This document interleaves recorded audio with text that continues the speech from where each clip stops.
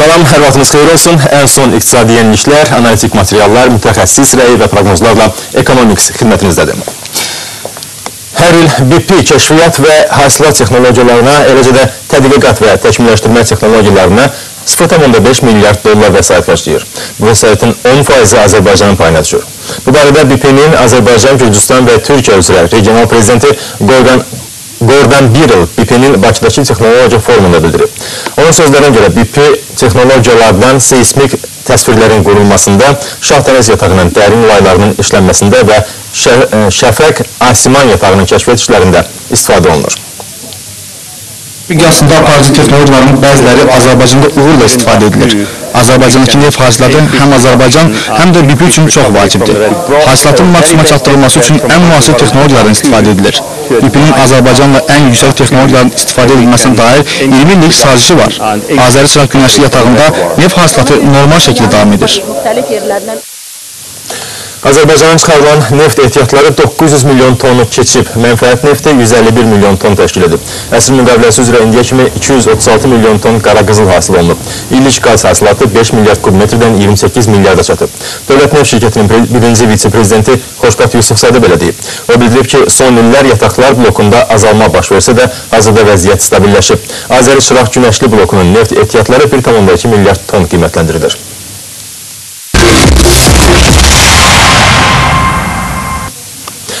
Brüsseldə keçirilən Avrogrupun toplantısında bankların top menecerlərinin bonuslardan məhrum edilməsi ilə bağlı qərara gəlməsi üçün Böyük Britaniyaya bir qədər də vaxt verilib. Keçən həftə Avropa Parlamenti bankirlərin bonuslarının kəsilməsi barədə yeni qərar qəbul edib. Bu qərara əsasən bank işçilərinin bonusları illik maaşlarından çox ola bilməz. Avropa ölkələrində qanun layihəsi əhali tərəfindən müsbət qarşılanıb. Lakin Avropanın maliyyə paytaxtı olan London layihənin əleyhinə çıxıb.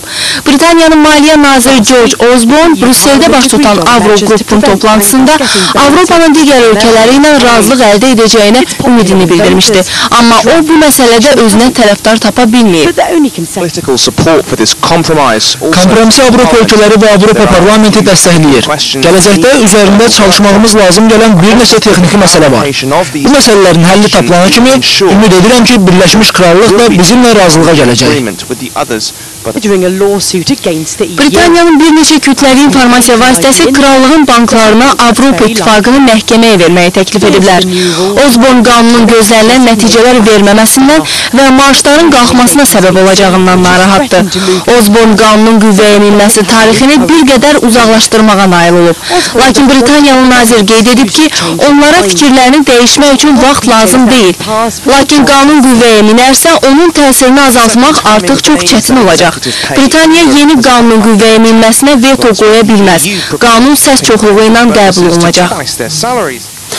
2013-cü ildə Rusiya iqtisadiyyatında artım çətin ki 3%-dən çox olsun. İnflyasiya isə 5-6%lik rəsmi proqnozdan yuxarı ola bilər.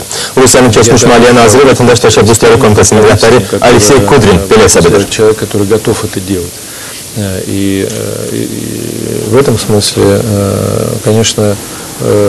İqtisadi artım tempi aşağı düşür. Ötən ilin eyni dövrü ilə müqayisədə cari ilin yanvar ayında 1,6%'li artım müşahidə olunur.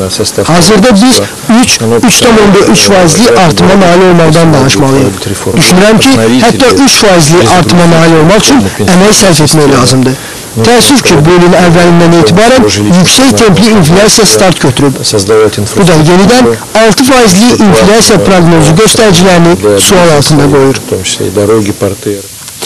Çin iqtisadiyyatı 2013-cü ildə 7,5% artacaq. Bunu Çinin baş naziri Wen Jiabao xalq nümayəndələrinin Ümumçin Məclisinin toplantısında deyib.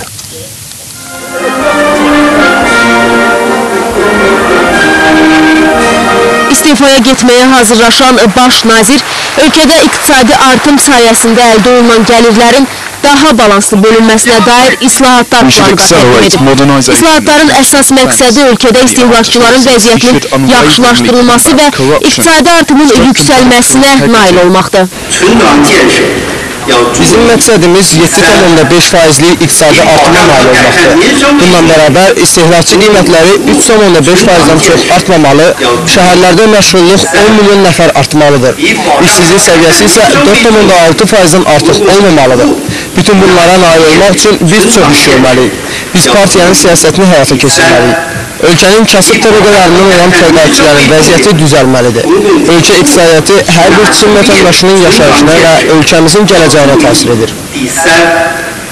Çin iqtisadiyyatı ənənəvi olaraq ixraca və investisiyalara arxalanıb. Baş nazir isə artıq bunu dəyişmək lazım olduğunu deyib və əsas diqqəti Çin istehlakçılarının vəziyyətinə yönəltməyi məsləhət görüb.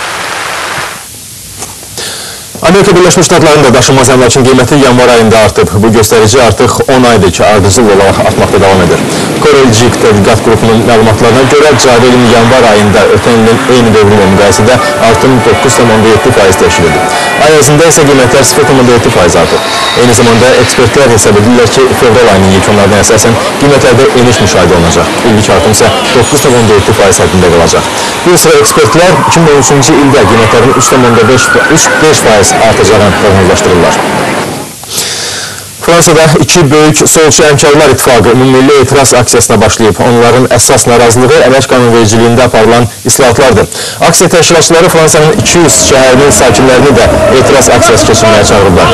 Qeyd ki, yanvar ayında uzun sürən danışıqlardan sonra ölkənin əsas əmkarlar ittifaqları ilə işə götürənlər arasında əldə olunan razılaşmaya görə qısa müddətli müqavilə əsasında işləyənlərə məşğulluq təminatı verilir. Lakin şirkətlərin sifarişləri az olduqda onların sahibləri işçilərə natamam iş gününün maaşını verirlər. Buna razı olmayanları isə işdən qovulma riski gözləyir. Səudiyyə Ərəbistanından olan milyarder Şahzadə Əl-Vali bin Təlal Forbes jurnalı ilə daha əməkdaşlıq etməyəcək. O, bu nüfuzlu jurnalın reytingində dünyanın ən varlı şəxsləri sırasında yalnız 26-cı olmasından qəzəblənib. Bin Təlal bəyan edib ki, onun varidatı jurnalın bildirdiyi kimi 20 milyard yox, bundan xeyli çoxdur. Səudiyyə Ərəbistanı kralının qardaşı oğlu olan Əl-Vali bin Təlal Kingdom Holdingin sahibidir. Bu holdingin tərkibinə dünyanın müxtəlif ölkələrində fəaliyyət göstərən cah-cəlallı otellər şəbəkəsi daxildir. Bundan başqa Ərəbistanlı milyarder Citigroup, News Corporation, Apple şirkətlərində də paya malikdir. Avrozonada parakende satış bu ilin yanvarında 1,3% aşağı düşüb. Bu barədə Avropa Birliyinin statistika idarəsi məlumat verib.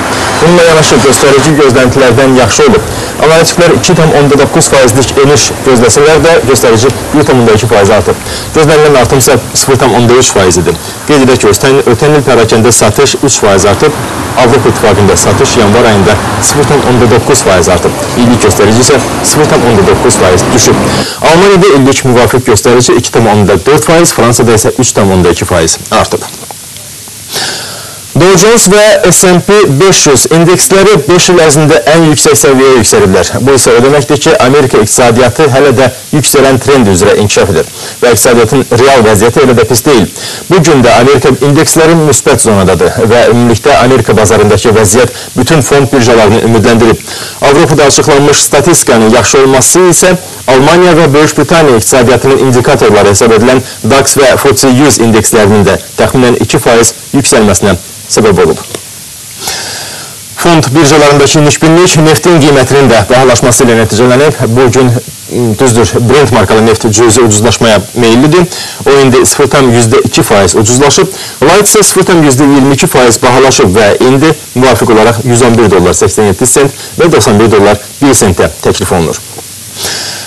Günün başlanması ilə metallardan yalnız platin və palladiumun qiymətləri əhəmiyyətli dərəcədə dəyişib. Qızıl və gümüş isə 0,17% bahalaşıb. Minusa düşən yeganə metal misdir. Lakin burada da ucuzlaşma cüzidir. Mis indi $7,769 satılır.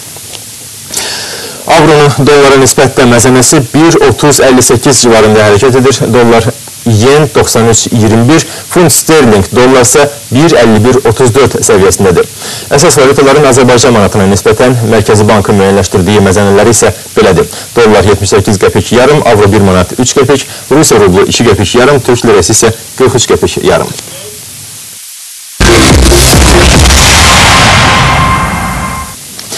Qonağımızı təqdim edirik. Ekonomiksin qonağı Azərbaycan Respublikasının İqtisadi İnkişaf Nazirliyinin regionların inkişafı və Dövlət Proqramları Şöbəsinin müdiri Sahib Məmmədovdur. Sahib bəlim, xoş gəlmişsiniz və bizim bugünkü mövzumuz Azərbaycanda regionların sosial-iqtisadi inkişafı ilə bağlı proqramlarla əlaqədardır və elə ilk sualımız da budur. Regionların sosial-iqtisadi inkişafı dövlət proqramı 2 mərhələdə icra olunub. 2004, 2008 və 2009-2013-cü illəri əhatə edib. Bu proqram indiyə kimi Azərbaycan iqtisadiyyatına nə verib və nələrə nail olunub? Qeyd etmək istərdim ki, əsası Ümummilli lider Heydər Əliyev tərəfindən qoyulmuş və Azərbaycan Respublikasının prezidenti cənab İlham Əliyevin uğurla davam etdirdiyi ölkəmizin sosial-iqtisadi inkişaf strategiyasında məhz ölkəmizin regionlarının tarazlı və davamlı sosial-iqtisadi inkişafından ibarətdir. Bu prioritetin həyata keçirilməsi istiqamətində qeyd etdiyimiz kimi 2 dövlət proqramı qəbul edilmişdir. Birinci dövlət proqramı 2004-2008-ci illəri, ikinci dövlət proqramı isə hal-hazırda qüvvədə olan 2009-13-cü illəri əhatə edir. Bu proqramların icrası nəticəsində ölkəmizdə makroiqtisadi sabitlik qorunub saxlanılmış, iqtisadiyyatın dinamik inkişafı təmin edilmiş, əhalinin həyat səviyyəsi daha da yaxşılaşdırılmışdır. Ümumiyyətlə, proqramların icrası istiqamətində, yəni ölkəmizin regionlarının mövcud potensialından daha da səmərəli istifadə etməklə, burada həm təbii resurslar, həm əmək resursları nəzərdə tutulur. Bu potensialdan istifadə etməklə regionlarda sahibkarlığın daha da inkişaf etdirilməsi, əhalinin həyat şəraitinin daha da yaxşılaşdırılması, əhaliyə göstərilən kommunal xidmətlərin keyfiyyətinin daha da yaxşılaşdırılması, infrastruktur layihələrinin həyata keçirilməsi və əlbəttə bütün bu həyata keçirilən tədbirlər əhalinin həyat səviyyəsini xarakterizə edən göstəricilərin əhəmiyyətli dərəcədə yaxşılaşdırılmasına şərait yaratmışdır. Mən birinci dövlət proqramının icrası nəticəsində əldə olunmuş nailiyyətləri göstərən statistik göstəricilərə toxunmaq istərdim. Qeyd edim ki, 2004-2008-ci illərdə həyata keçirilən tədbirlər nəticəsində ümumdaxili məhsulun real həcmi 2.6 dəfə artmışdır. Qeyri-neft sektoru 1.8 dəfə artmışdır. 2008-ci ildə ümumdaxili məhsulda qeyri-dövlət sektoru bu statistika regionlara aid. Ümumiyyətlə, belə deyək, bu proqramların həyata keçirilməsi ölkədə ümumi iqtisadiyyatın inkişafında çox əhəmiyyətli rol oynayır. Sırf regionlarla bağlı rəqəmlər var mı?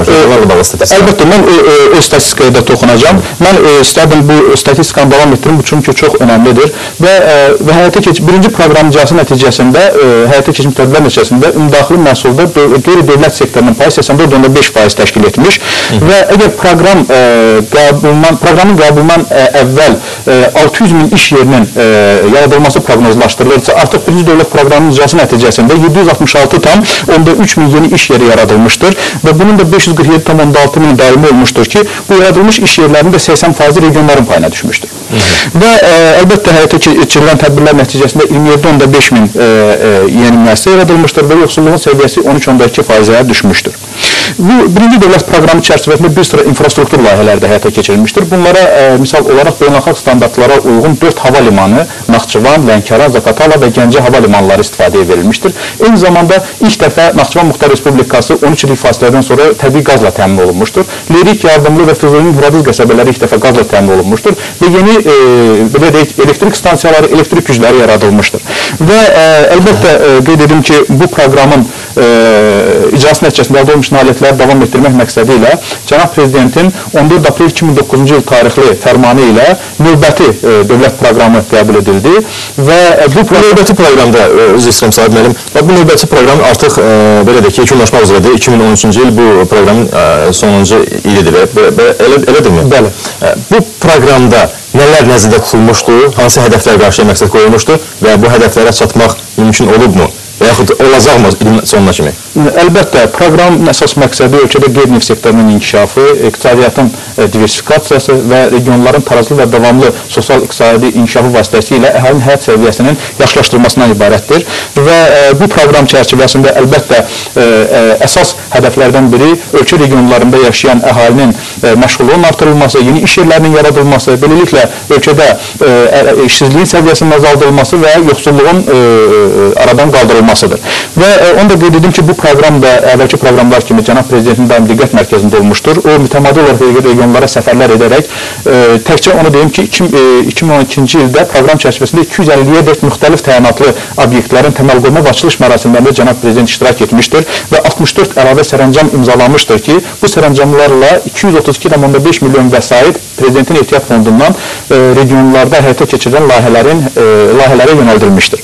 Həyata keçirilmiş tədbirlər nəticəsində qeyd edim ki, 2012-ci ildə 54 milyard manatlıq ümumdaxili məhsul istehsal edilmişdir ki, bu da 2011-ci ilə müqayisədə 2,2% çoxdur. Əhalinin gəlirləri 13,8% artmışdır. Qeyri-neft sektoru 9,7% artmışdır. Ümumilikdə qeyd edim ki, 2007-ci ildə iqtisadiyyatın inkişafı məhz qeyri-neft sektorunun hesabına təmin edilmişdir. Bundan başqa qeyri-neft sənayesində 7,8% artım müşahidə olunmuşdur. Kənd təsərrüfatında 5,8% artım təmin olunmuşdur. Və həyata keçirilmiş tədbirlər nəticəsində 2012-ci ildə işsizliyin səviyyəsi 5,2%-ə üzr istəyirəm, yoxsulluğun səviyyəsi isə 6%-ə düşmüşdür. Sahib müəllim, artıq açıqlanıb ki, regionların sosial inkişafı ilə bağlı 3-cü proqramda hazırlanır. 2014-2018-ci illəri əhatə edən proqram. Bu proqramla bağlı nə məlumat verə bilərsiniz? Burada fərqli cəhətləri nədir? Nələrə daha çox diqqət yetiriləcək? Ümumiyyətlə, qeyd edim ki, bu həyata keçmiş dövlət proqramlarının icrası nəticəsində ölkəmizin regionları yeni bir inkişaf mərhələsinə qədəm qoymuşdur və əlbəttə hər bir inkişaf da özü ilə yeni tələblər doğurur və ölkə regionlarını müasir tələblərə uyğun daha da inkişaf etdirmək məqsədi ilə Cənab Prezidentin 12 fevral tarixində qüvvədə olan dövlət proqramının icrasının 4-cü ilin yekunlarına həsr olunmuş müşavirədə verdiyi tapşırığa uyğun olaraq növbəti 5 ili əhatə edici 2014-18-ci illər üzrə dövlət proqramı hazırlanmasına artıq start verilmişdir və bu proqramla bağlı qeyd edim ki, əlbəttə əvvəlki görülmüş işlərlə yanaşı, yəni artıq belə deyək, beynəlxalq standartlara uyğun müəssisələrin yaradılmasının davam etdirilməsi, xüsusilə sənaye müəssisələrinin yaradılması, eyni zamanda Cənab Prezidentin tapşırığına uyğun olaraq əvvəl əgər tutalım ki, nəqliyyat infrastrukturu sahəsində magistral avtomobil yolları yenidən qurulursa, artıq bu proqram çərçivəsində kənd yollarının yenidən qurulmasına üstünlük veriləcəkdir. Eyni zamanda misal üçün, əvvəl əgər elektrik təchizatı sahəsində elektrik enerji güclərinin yaradılmasından söhbət gedirsə, artıq paylayıcı elektrik xətlərinin yenidən qurulmasından söhbət gedəcəkdir. Əlbəttə, sahibkarlığın inkişafı həmişə prioritet olmuşdur və burada da bu proqramda da prioritet kimi qalmaqda olacaqdır. Eyni zamanda mən qeyd edim ki, meliorativ kənd təsərrüfatının inkişafı, xüsusilə meliorativ tədbirlərin görülməsi bu proqramda da əsas prioritetlərdən biri olacaq. Bir daha sizdən üzr istəyirəm. Bizim əməkdaşlarımız bu 3-cü dövlət proqramı ilə bağlı süjet hazırlayıb, daha doğrusu belə bir tədbir keçirilib Neftçala şəhərində. Gəlin bu süjetə bir yerə baxaq, sonra söhbətimizi davam edərik. Növbəti 2014-2018-ci illəri əhatə edəcək regionların sosial-iqtisadi inkişafı dövlət proqramında əsas diqqət bölgələrdə yeni infrastruktur layihələrinin həyata keçirilməsinə yönəldiləcək. Ölkə başçısının tapşırığına əsasən regionlar arası və region daxili ixtisaslaşmanın aparılması isə qarşıya bir vəzifə olaraq qoyulub. Bütün bu məsələlər İqtisadi İnkişaf Nazirliyinin Neftçalada sahibkarlarla təşkil etdiyi görüşdə müzakirə olunub. Aran iqtisadi zonasına daxil olan 18 rayonun bu sahəyə cavabdeh şəxsləri, elm və iş adamlarının qatıldığı tədbirdə bildirilib ki, Prezident İlham Əliyevin tapşırığına əsasən sahibkarlığın inkişafı və ərzaq təhlükəsizliyinin təmin edilməsi ilə bağlı bütün sahələrdə, xüsusən aqrar sahədə yeni texnologiyaların tətbiqi sürətləndiriləcək. Həmçinin bölgələri bir-birindən fərqləndirən iqtisadi yönlərə görə ixtisaslaşmalar aparılacaq ki, bu da istehsalı artırmaqla yanaşı məhsul itkisini minimuma indirmək deməkdir. Bu ixtisaslaşdırma müəyyən olundan sonra hər bir ixtisasa müvafiq hədəflər müəyyən olunmalı, həm burada regional arası istehsal münasibətləri, digər əlaqələr burada təmin olunmalı, eyni zamanda həm də rayonun, həm də regionun daxili resurslarına yönelik işlər həyata keçirilməlidir. Bu, ilk növbədə həm regionlar arası əlaqələrin təkmilləşməsinə, regionlar arasında bərabərçiliklərin aradan götürülməsinə, eyni zamanda region daxili demək, həm iqtisadi inkişafa, həm də sosial iqtisadi inkişafa çox böyük töhfə verəcək.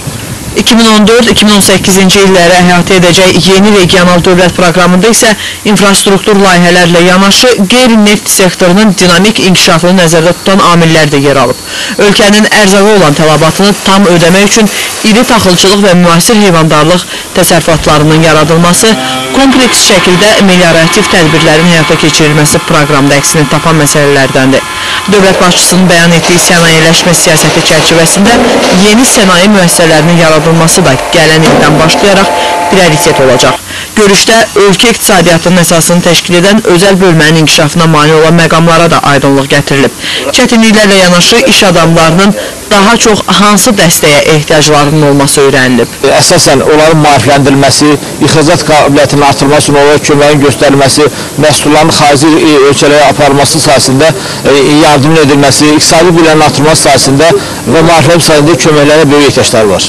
Mərasimdə Azərbaycanın iqtisadi qüdrəti ilə bağlı proqnoz da açıqlanıb. Qeyd olunub ki, həyata keçiriləcək layihələr əsasında ölkə iqtisadiyyatı 2023-cü ilə kimi indikindən 2 dəfə çox güclənəcək. Elman Əliyev, Şahin Həsənov, Günel Ramazanlı, Lider TV, Neftçala.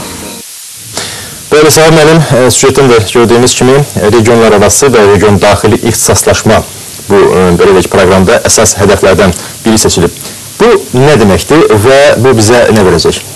Bildiyiniz kimi bu məsələ çox aktual bir məsələdir. Yəni, nəzərə alsaq ki, bizim regionlarımız özünə məxsus iqlim şəraitinə, torpaq quruluşuna malikdir və cənab prezident də bu məsələni vurğuladı ki, bu istehsal olunan kənd təsərrüfatı məhsulları regionlar üzrə ixtisaslaşmalıdır.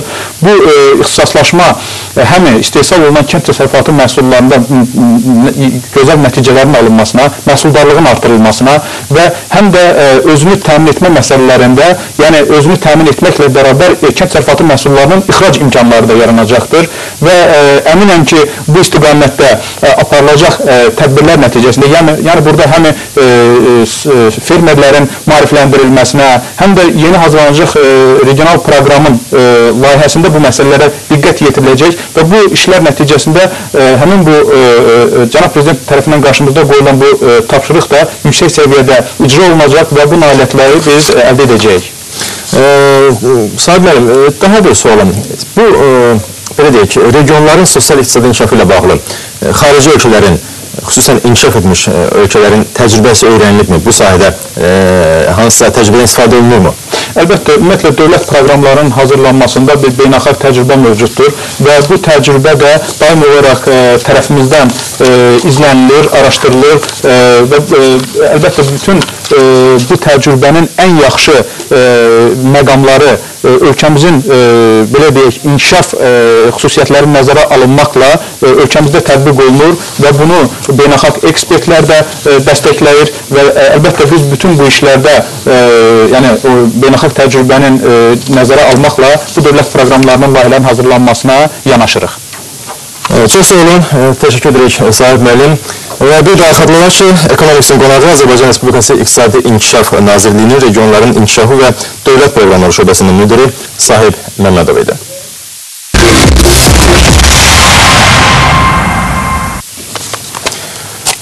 İndi isə dünyada ticarət meydanlarında, birjalarda bu dəqiqə, bu saniyə baş verənləri izləyək və mümkün istiqamətlər barədə ekspertlərin mülahizələri ilə tanış olaq. Beləliklə, avro-dollar valyuta cütlüyünün 1.30 həndəvərində konsolidasiyası davam edir. Hal-hazırda məzənnə 1.30-52 səviyyəsindədir. Ötən gün Avrozonada fevral ayında pərakəndə ticarətin həcmi ilə bağlı açıqlanmış statistika avroya müsbət təsir göstərib. Belə ki, bu rəqəmlər gözləntilərdən yaxşı olub.